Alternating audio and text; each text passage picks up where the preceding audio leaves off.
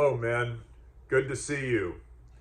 Today I'd like to talk about another aspect of the first two verses of Romans 1, and that is Paul is telling us that he is separated to the gospel, separated to good news that was prophesied, predicted by the prophets, meaning the Old Testament prophets. So what's going on here? Well, to understand this, we need to understand the issue. And the issue is that God has certain commandments that, quite frankly, we haven't been totally obedient to.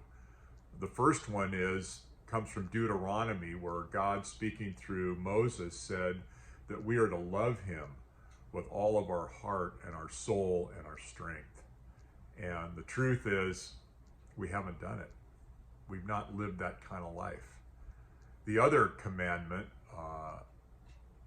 is like it, Jesus said, and that is that we're to love our neighbors as ourselves. Again, that comes from the Old Testament through Moses in the book of Leviticus.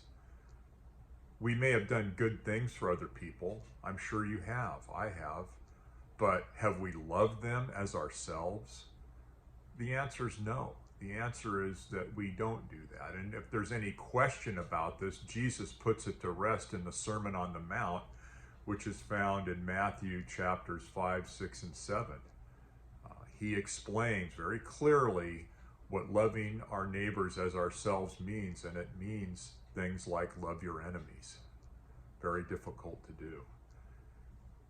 God tells us in his word that our sin, our sin nature, our falling short, our failings separate us from him. He's a holy and perfect God.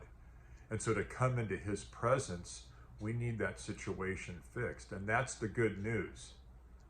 The good news is that God provided his son. He gave his only son, that whoever believed in him should not perish, but have everlasting life.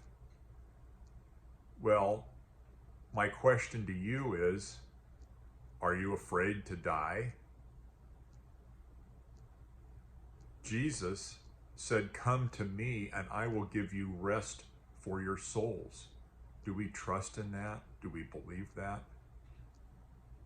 When we come to Jesus for salvation, when we put our trust in him and what he did for us on the cross, he became sin for us that we might become the righteousness of God in him. That's how we get reconciled to God. That's how we get bought back. But we have to accept the gift. A gift means nothing unless it's received, unless it's accepted.